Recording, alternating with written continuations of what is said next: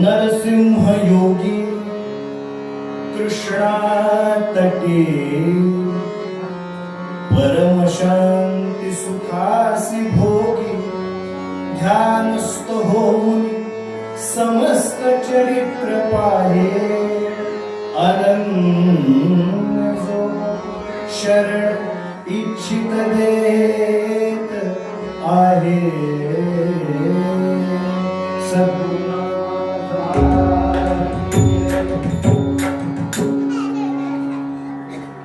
चमत्कार झालेला दत्त संप्रदायामध्ये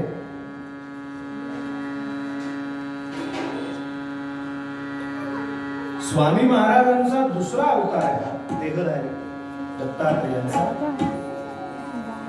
प्रथम अवतार श्रीपाद श्रीवल्लभ आणि दुसरा अवतार परम कृपाळू नृसिंह सरस्वती.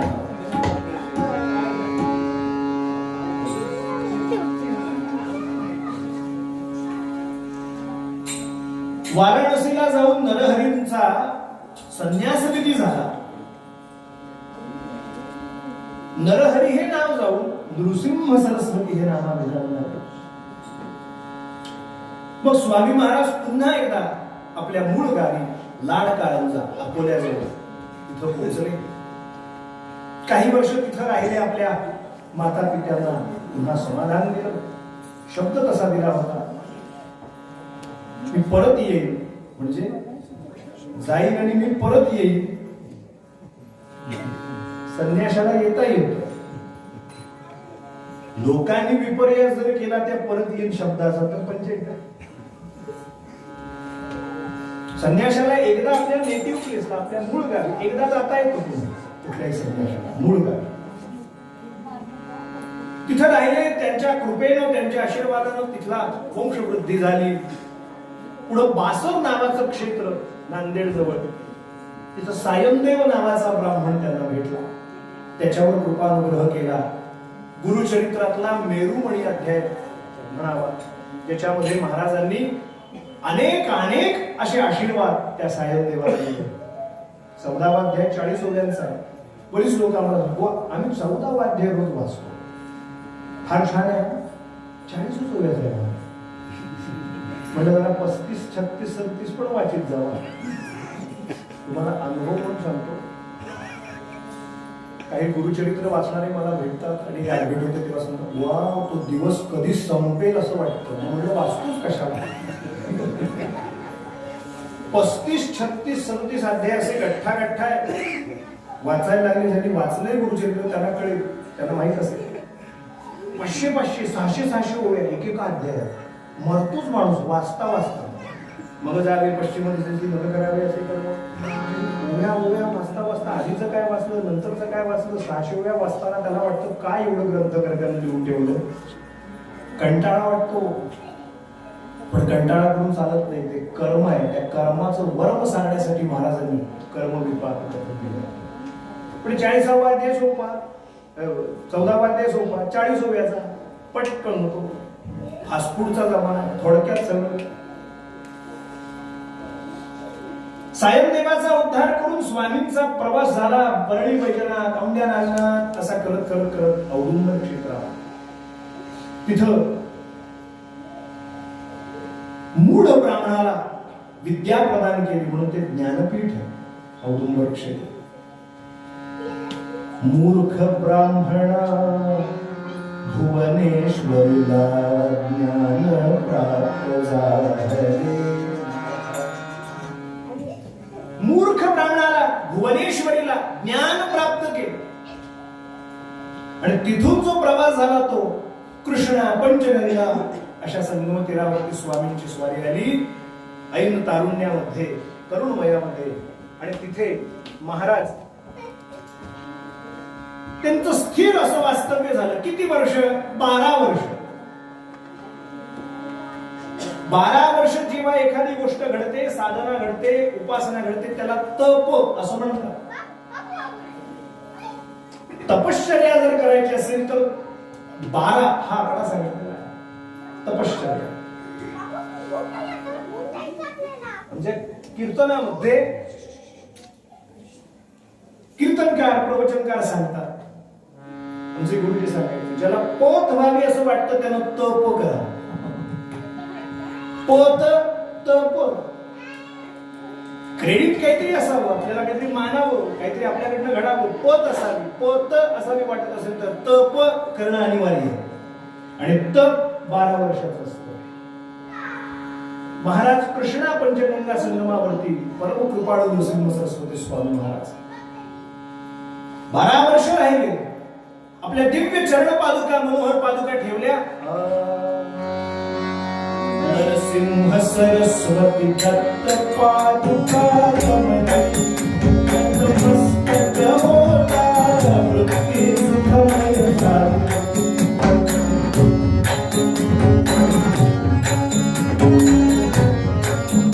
नतमस्तक होता वृत्ती सुखमय झाली.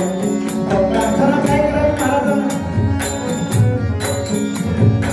हात जोडावे आणि म्हणावं, महाराज हे दयानिधे गुरुचरणी आश्रय द्यावो. भव सागरी तारा यति नारायण श्री गुरुचरणा देव मस्तक होता वृत्ती सुखमय झाली. नरसिंह सरस्वती दत्त पादुका रमणी, पादुका रमणी, पादुका रमणी. मस्तक होता वृत्ती सुखमय झाली. श्रीमंत नृसिंह सरस्वती स्वामी महाराज. तिथून प्रवास सुरू झाला. ते कुठे गेले? कृष्ण पंचगंगा संगम निजस्थान. चरित्र दावून केले गणगापुरी. तिथं राहिले आणि गणगापूर गंधर्वपुरी तिथं पोहोचले. आणि मंडळी, मला सांगण्यात आलं की एखादं दत्तचरित्र आजच्या शनिवारी लावा, स्वामींच्या पुढे सांगा. गणगापुरातलं महाराजांचं वास्तव्य असताना, श्री गुरु नृसिंह सरस्वती राहत असताना जी लोक गाणगापूरला गेले, इथं बसलेल्यांपैकी त्यांना कळेल मी काय सांगतोय. गेली नसतील तरी ऐका आणि एकदा जा, म्हणजे तुम्हाला तेव्हा कळेल की हे बुवानी सांगितलं होतं, थाप नव्हती.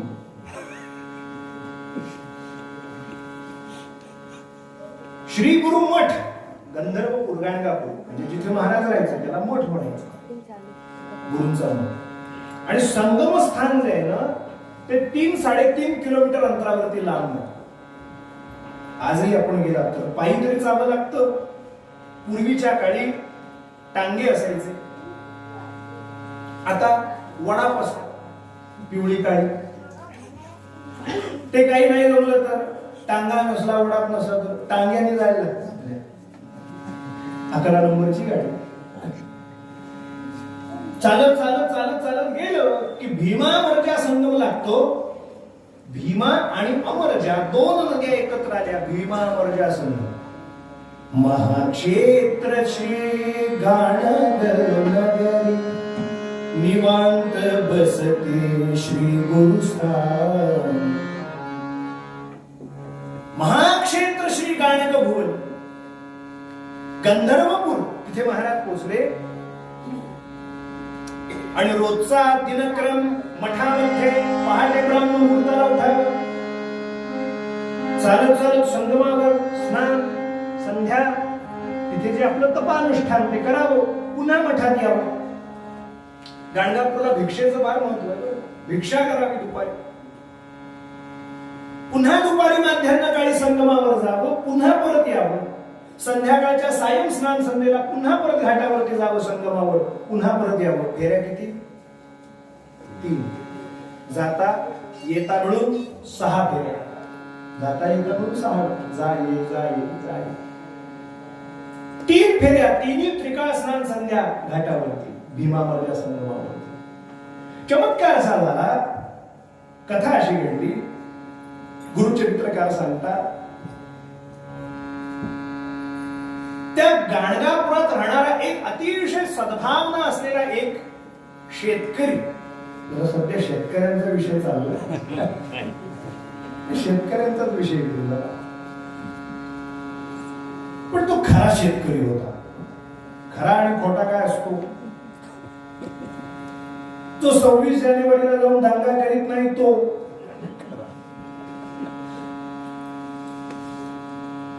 कुठली पार्टी पक्ष किंवा अमका हा कीर्तनकाराचा कधी नसतो.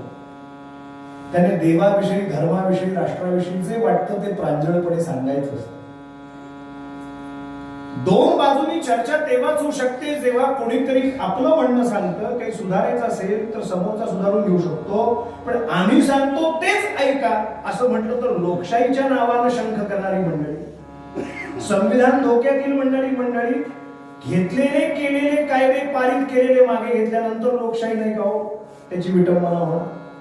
मग उद्या सीएए वाले म्हणतील आमचे कायदे मागे घ्या, मग कोणीतरी तिसरे येतील म्हणाले 3 तलाक कॅन्सल करा, चौथा कोणीतरी म्हणाले ह्या कायदा आम्हाला मान्य नाही, या बांधावर कोणीतरी बसेल, त्या सीमेवर कोणी बसेल. अशानं देश चालतो का?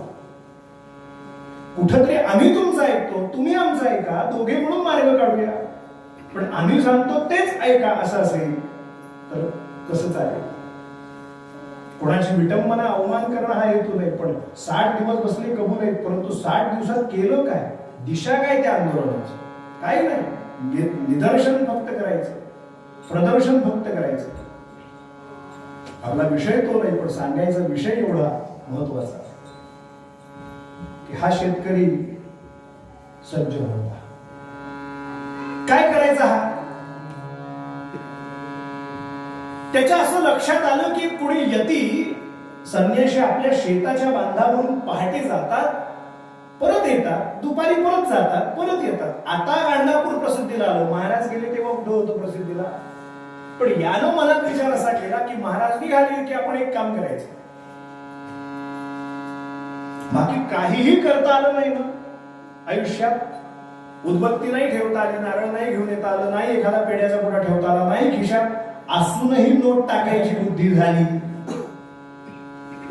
पण जर देवाला दिलेले हे 2 हात आणि हे डोकं हे जर विनम्रपणे टेकवलं, काम होतं. 10 खारका आणि 1 नारळ ठेवावा, म्हणजे आता हे नवीनच सांगितलं, या 10 खारका आणि हा नारळ. आता कोणाचा छोटा आहे का असू दे ते तुमचं तुम्ही बघा. तो तिथं ठेवावा आणि म्हणावा महाराज कृपा करा, फक्त हे एवढंच देऊ शकतो तुम्हाला. त्याने एकच ठरवलं, नमन कर चतुर श्री गुरुचरणा, नमन कर श्री गुरुचरणा, तन मन निर्मल, तन मन निर्मल कर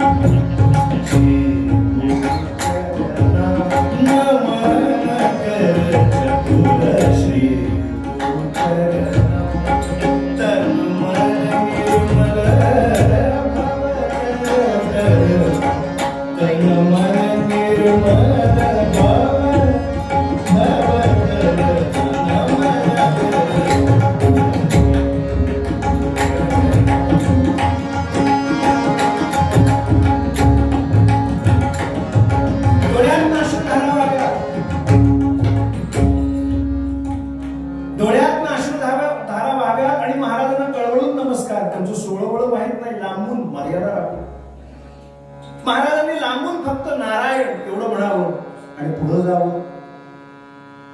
यानं पुन्हा वाट पाहावी. महाराज स्नान करून पुन्हा मठाकडे यायला निघाले की लांब अंतरावरती उभं राहावं आणि साष्टांग दंडवत घालावं. साष्टांग दंडवत फार महत्वाचा. आजकालचा 21व्या शतकाला असं जातात की असं काय करतात पुढे गाडीवरून जाताना असं असं आणि करत नाही ते नसे, पण असं करतात का नाही? असं जातात म्हणजे काय? त्या देवाला काही कळलं काय त्याचा? एक जाता जाता शास्त्र सांगतो आपल्याला, थोडा मोठ्या नमस्कार करताना सुद्धा असा नमस्कार करायचा नसतो विकेट काढल्याचा. 2 हातानच वाकावं, 2 हातानच नमस्कार करावा. एका हातानं जर नमस्कार केला समोरच्याला वाटतो काय पाय पकडून आपटतोय का काय, असं एकदम खाली वाकला. 2 हात करावा. जुनी काळातली पद्धत आहे, सांगावे नमस्कार करतो असं सांगायचं मग नमस्कार करायचा. त्याला फार महत्व आहे. 2 हाताने केलं तरच तो नमस्कार पोहोचतो.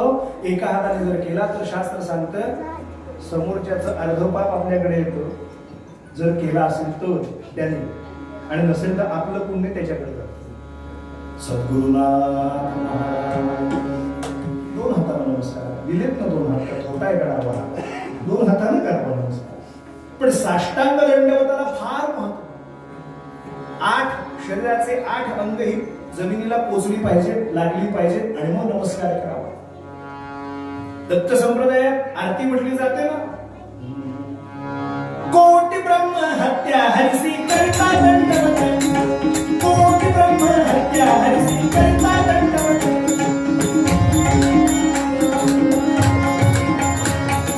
कोटी ब्रह्म हत्या हरिसी करता दंडवत. ओ तुटांग घालता, तुटांग घालता मोक्ष लागे पायास. धन्य धन्य हो दक्षिणा सत्पुरुष, धन्य धन्य हो दक्षिणा श्री गुरुरायाची, धन्य हो दक्षिणा श्री गुरुरायाची. अवधूत चिंतन श्री गुरुदेव दत्त. कोटी ब्रह्म हत्या हरिसी करिता दंडवत आणि लोटांगण घालिता मोक्ष लागे पायास. काय अधिकार असेल लोटांगण गाळण्याचा? दाखवू की नको दाखवू? हा एक जन्म मिळाला, अजून पेकाट मोडलेलं नाही, आभूषणाला आली नाहीत कमरेची. साष्टांग नमस्कार स्वामींना. किती वर्ष साधना केली हो महाराज? काही बोलले याच्याशी? अजिबात नाही. रोज स्वामी जात आहे, फक्त एवढा संवाद लांब अंतरावरतो 10-20 फुटावरतो. नमस्कार केला, नारायण पुढे जाऊ. सुस्मित वदनानं नारायण म्हणावं, परत येताना नारायण म्हणावं. किती वेळा नमस्कार घडायचा रोजचा? 6 वेळा. असं किती वेळा केलं यानं? गुरुचरित्रकार सांगतात 12 वर्ष घडली.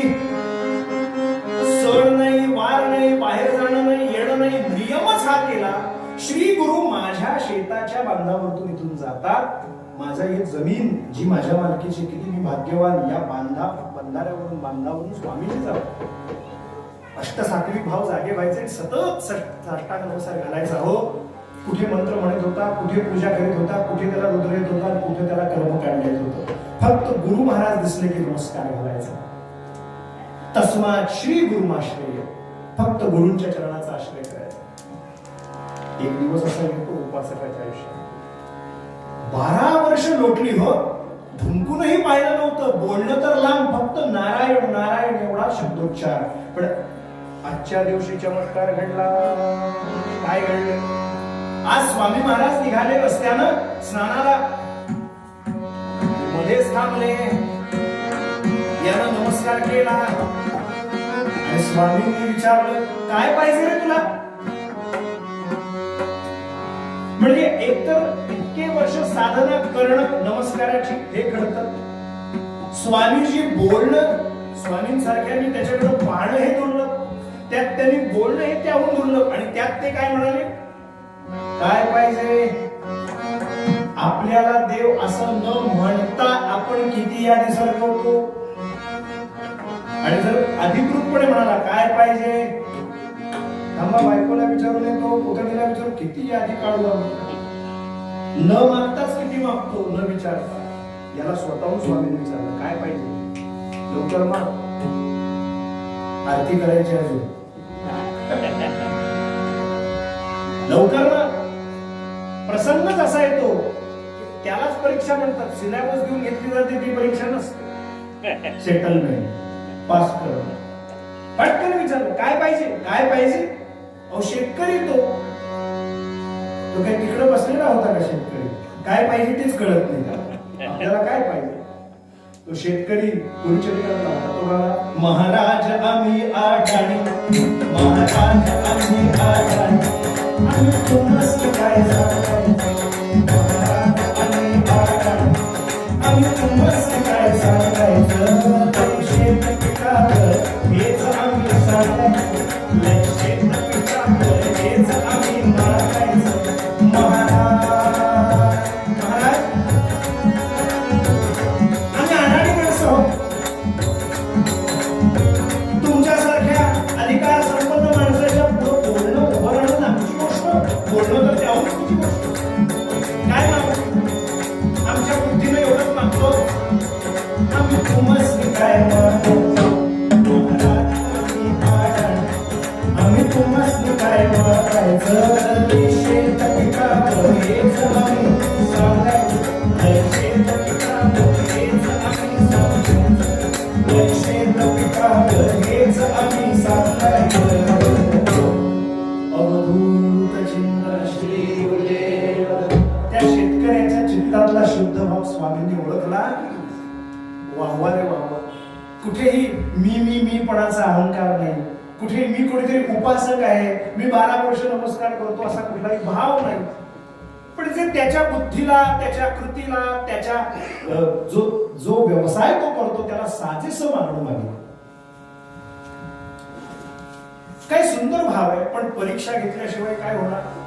स्वामी म्हणाले, ठीक आहे, तुझं शेत पिकावं अशी तुझी इच्छा आहे. होय ना, शेत पिकावं. नुसतं नाही, खूप शेत पिकावं, भरपूर शेती व्हावी, भरपूर धनधान्याने समृद्ध घर असावं. आम्ही निराळं काय मागणं? एवढंच ना. एक असं नजर टाकली, कटाक्ष टाकला श्रोते हो. कोकणातली शेती वेगळी, घाटावरची शेती वेगळी. चरित्रात वर्णन आहे भक्ती सारामृत.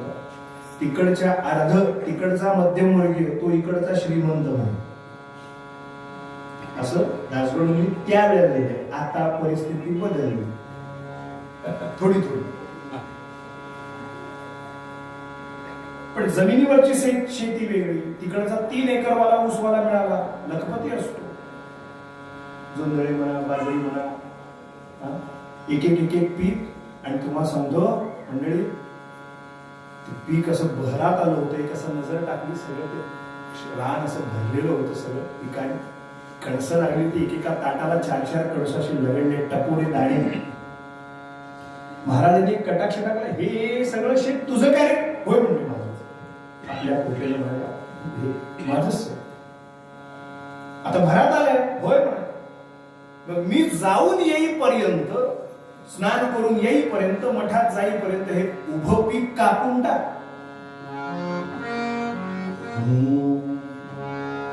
उभं पीक कापून टाक म्हटल्यानंतर स्वामींच्या शब्दाचा एक क्षणही विलंब न लावता, महाराज तुम्ही जाऊन या तोपर्यंत मी प्रयत्न करतो, नक्की कापून ठेवतो. गुरुचरित्र उगाच वाचायचं नसतं. हा अध्याय वाचताना अंतःकरण पिळवटून आलं नाही, त्या गोष्टीच्या मध्ये आपण जर आज शिरलो नाही आणि आपलं अंतःकरण जर द्रवलं नाही, तर आपण गुरुचरित्र वाचत बसून फक्त शब्द वाचले लक्षात ठेवा. त्यानं काय केलं माहिती का? मोले घातले, एक एक मोल म्हणजे मोलानी मजूर गोळा केले. आपल्या एकट्याच्याने एवढं पीक कापलं जाणार नाही. गडी माणसं बोलावली, ते उभं पीक कापायला सुरुवात केली. उभं भरात आलेलं पीक कापायला सुरुवात केली. हो, वर्णन असं आहे की बायको मुलं अशी जवळ आली, म्हणाले सकाळी तर बरे होते, हे आता पीक भरात आलेलं कापायला लागले. माणसं भाडे तत्वावर घेऊन, पगार देऊन कापतायत अर्धवट स्थितीतलं पीक. आणि काही महिन्यांनी ते पीक भरात येणार आहे, उठवणार आहे, उत्पन्न देणार आहे. आणि भरात आलेलं पीक कापायला ती म्हणते, अहो स्वामी हे काय करता, मालक हे काय करता, असं करू नका, मुलं बाळ उघड्यात पडतील. तो म्हणतो, तू बाजूला सर. गुरुचरित्रात म्हणलं, तू आत्ता बाजूला सर, तुझ्याशी बोलण्यात सुद्धा माझ्याकडे वेळ नाही. माझे गुरु महाराज परत यायच्या, हे सगळं रान मला मोकळं करून ठेवायचं. तिला काही कळे ना, काय डोकं फिरले का काय आपल्याला उघडायचं. पुढं जशी जशी जायला लागली समजूत काढायला, गुरुचरित्रात वर्णन आहे, दगड घेतले आणि धोंडे मारे ते धवा. दगड मारले, जा तुम्ही चालते बाई, बाजूला बसा, मला माझ्या कामात अडथळा निर्माण होतो. ती बाई धावत धावत धावत गाव पाटलाकडे गेली, सरपंचाकडे गेली. ती म्हणजे अहो आमच्या मार्गांचं डोकं फिरले, सकाळी सकाळी काय झालं कोणास ठाऊक. संध्याकाळी असं काही झालं असतं तर गोष्ट वेगळी. पण सकाळी सकाळी उभं पीक कापतोय गडी लावून. हे गुरुचरित्रात नाही आहे, ते माझे. तुम्ही गुरुचरित्रात हा संदर्भ, गुरुचरित्र हा संदर्भ, महाराजांची क्षमा मागून उभं पीक कापायला सांगितलंय. तुम्ही तरी जरा धमकी द्या, काहीतरी बळजबरी करा, त्याला थांबवा, थोपवा, नाहीतर आमचं नुकसान होईल. सज्जन हो, अधिक वेळ घालवत ते आपल्याला कल्पना देतो. सरपंच आले, ते सांगतायत गाव पाटील, हे बघ शेतकरी, हे करशील तर तुझं नुकसान होईल. सारा कसा भरशील? सारा म्हणजे टॅक्स, फाळा कसा भरशील? एक जाता जाता वाक्य सांगतो, जो गुरु भक्त आहे, दरवर्षी केवळ पुण्यतिथी साजरी केल्याने विषय संपत नाही. एवढा दृढ विश्वास पाहिजे की स्वामी आहेत माझ्यावर, पक्केपणा, दृढ निर्धार पाहिजे गुरुच्या चरणात. किती असावा ते शिकवतो हा शेतकरी गुरुच्या.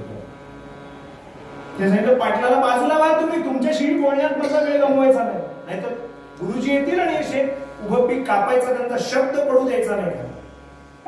रान मला कापून मोकळं करायचं सगळं. चालते का तुम्ही? पण सारा कसा देशील? या आमच्या शेतकऱ्यांना अडाणी होता हो, पण तोंडात शब्द आले, सहज शब्द आले, अहो माझाच काय अख्ख्या गावाचा सारा मी भरीत, पण तुम्ही वाचला. काय निर्धार असू शकतो? गुरुचरणावरचा विश्वास असला ना, काहीही अशक्यही शक्य करते. दृढता पाहिली, त्याचा निर्धार पाहिला, ते वेळ होतं, पण कशाचं? गुरुवाक्य पालनाचं वेळ होतं. नजरे सगळ्यांना बाजूला हाकलून काढलं, ते पीक भरा भरा भरा भरा भरा भरा भरा कापलं. स्वामी महाराज स्नान करून यायला निघाल्यावर त्रिकालज्ञ स्वामी नृसिंह सरस्वती दत्तात्रय रस्त्याने निघाले. एक कटाक्ष असा टाकला शेतावरती आणि अंतःकरणात स्वामींच्या सुद्धा गैरवर आला आमच्या नृसिंह सरस्वतींच्या. वाहवा रे वाहवा. भावना असावी तर अशी असावी, विश्वास असावा तर असा असावा, श्रद्धा असावी तर अशी असावी. आपुल्या मनासारिखे न घडे, तेणे गुणे निष्ठा मोडे, ऐसी नवे तकी लक्षणे समर्थ म्हणाले सख्य भक्तीची श्रीराम. माझ्या मनासारखे न घडे तेणे गुणे निष्ठा मोडे ऐसी नव्हे की लक्षणे. माझ्या मनासारखं झालं की स्वामी चांगले, राम चांगले, कृष्ण चांगले, दत्त चांगले, आणि माझ्या मनामध्ये काय पालना केली काय उपयोग झाला? काय नाही, सगळं झूट आहे, देव नाहीच या जगात. अशी निष्ठा मोडणारे ते निष्ठावंत नसतात. ते एका पक्षात दुसऱ्या पक्षात जातात तेव्हा हे निष्ठावंत कार्यकर्ते असे म्हणतात, पण तशी निष्ठा त्यांनी 4 वेळा पक्ष बदलून सिद्ध केलेली असते. त्याला निष्ठावंत म्हणतात. दोन निष्ठावंत. बोर्ड बघताना कळत नाही आता कुठल्या पार्टीत येते, गृहमंत्री येणार आहेत, येताना जे दिसलं ते सांगतात, शोधावं लागतं. निष्ठा तीच असते, एकदा तिथे आहे बस, तिथून परत नाही हाणणार. माझ्या गुरूंचं वाक्य मला पूर्ण करायचं, माझ्या सद्गुरूंची कृपा. महाराजांना असं वाटलं भावा रे भावा, काय भाग्यवान जीव आहे हा, गुरूंच्या मुखात आलेलं वाक्य पडू दिलं नाही खाली. उभं पीक, भरात आलेलं पीक कापलं, पण अजून परीक्षेचा दुसरा स्तर शिल्लक होता. हा जवळ गेला, अतिशय विनम्र भावनेनं हात जोडले, स्वामी हे आपल्या आज्ञेनं तयार आहे, तुम्ही दिलेल्या आज्ञेप्रमाणे उभं पीक कापलं. बायका पोरं लांब अंतरावर सोडली होती, हा दगड घेऊन आधीच मारले होते. कोण असे गुरु याला भेटलेत आपल्या नवऱ्याला की ज्यांनी उभं भरात आलेलं पीक कापायला सांगितलं? हा गुरु बघूया तरी नमुना काय आहे. भरात आलेलं पीक कापलं की पीक वाढतं म्हणणारा गुरु कोण आहे ते तरी बघूया. पण बायका पोरं पाटील गावातली मंडळी लांब न पाहतायत. स्वामी नृसिंह सरस्वती आणि शेतकरी संवाद साधतायत. स्वामी पहिला शब्द म्हणतात, खूप छान केलंस रे, सगळं उभं पीक तू कापलं शेतकऱ्या, काय तू भाग्यवान आहेस गड्या, किती तू तुझं धारणा किती पक्की आहे, किती चांगला आहेस तू. पण तू मूढ आहेस का, मूर्ख आहेस का? म्या तो विनोदे बोलिलो. मंडळी, गुरुचरित्रातले शब्द आपल्याला जसंच्या तसं सांगतो. म्या तो विनोदे बोलिलो. अरे मी तर विनोदानं बोललो संगम स्नानाला जाताना की उभं पीक काप वाढेल, आणि तू खरंच घेतलंस ते. असं उभं पीक कापून येतं का? सज्जन हो, मी काय सांगतोय वाक्य नीट ऐका. शेतकऱ्याप्रमाणे आपण डोक्यामध्ये तो एक विचार धरून उभं पीक सुद्धा वेळेच्या झटक्यात कापू एक वेळ. पण जर समोरचा गुरु नंतर असं जर म्हणाला की मी विनोदानं हे बोललो होतं, तर एखादा पायातला हातात नाही घ्याला. पण तो काय आमच्यासारखा होता का शेतकरी? पुन्हा तेच सांगतो, त्याच्या डोळ्यात फक्त घडघड पाणी आलं, अंग थरथर थरथर कापायला लागलं. महाराजांना एकदा पायापासून डोक्यापर्यंत पाहिलं. स्वामींचे दंड कमंडलू काशाय वस्त्र पाहिलं आणि म्हणतो, महाराज तुम्ही परब्रह्म आहात, सच्चित आनंद स्वरूप आहात, तुम्ही दत्त आहात, असे हे गाणगापुरातले लोक म्हणतात. मी अनाडी, मला यातलं काही कळत नाही. मला फक्त एवढं कळतं की तुम्ही कोणीतरी दिव्य सत्पुरुष आहात, तुम्ही कोणीतरी महात्मा आहात, तुम्ही कोणीतरी सिद्ध पुरुष आहात, तुम्ही कोणीतरी अवतारी पुरुष आहात, आणि तुमच्या मुखात आलेलं वाक्य खरं करण्यासाठी मी काय करायचं ते म्हणजे तुम्ही विनोदानं बोला, तुम्ही चेष्टेनं बोला, तुम्ही रागावून बोला, तुम्ही कुठल्याही भावनेनं बोला, गुरूंच्या मुखात आलेलं वाक्य पूर्ण करणं ही शिष्याची नैतिक जबाबदारी असते. ते काम मी केलंय, पुढे तुमची इच्छा आहे. ते शब्द ऐकले महाराजांना इतका आनंद झाला, वा रे वा, इथपर्यंत सगळे येतात. पण विपरीत घडल्यानंतर सुद्धा चरणावरचा विश्वास ज्याचा ढळत नाही तो खरा शिष्य. मग आता काळजी कोणाला पडली? भगवंतांना पडली, नृसिंह सरस्वतींना पडली. महाराज मठामध्ये आले आणि तळमळ तळमळ तळमळ, मी उभं पीक याला काप म्हणलं आणि यांनी कापलं, आता याचं काय होईल? आता काळजी कोणावर पडली? त्यांच्यावर पडली. कारण ज्यांच्यावर काळजी सोपवली त्यांच्यावर आता काळजी पडली. सज्जन हो, गुरुचरित्रात वर्णन आहे, अकाली मेघाते, ज्या वेळेला अजिबात पावसाची चिन्ह नव्हती त्यावेळेला मेघ ढग आकाशात जमून यायला लागले. ज्याला काय म्हणतात, ढगफुटी म्हणतात ना, तसे एक दोन ढग पोचवले भगवंताने. आता ते किती मीटर मध्ये होते का किलोमीटर मध्ये होते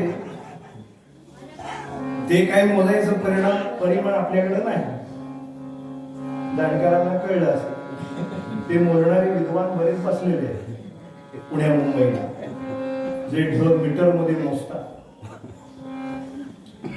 पण थोडक्यात मुद्दा सांगायचा तर तो ढग तिथे पोचवले.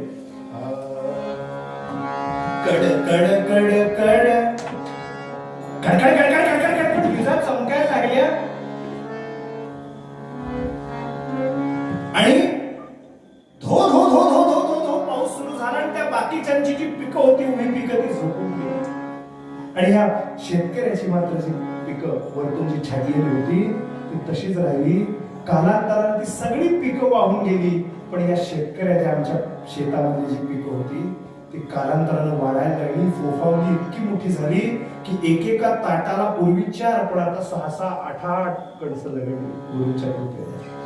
आणि तो सारा सगळा गोळा धान्य साठा गोळा केला, पीक मळणी केली, कणसातलं धान्य गोळा केली, स्वतःच पीक आलंच आलं, सगळ्या गावाला पुरेल एवढं पीक दिलं. आणि शिष्याच्या तोंडात गेलेला शब्द महाराजांनी पूर्ण केला, स्वतःचा सारा भरलाच भरला पण अख्ख्या गावाचा सारा भरून म्हणाला तोही सारा भरला.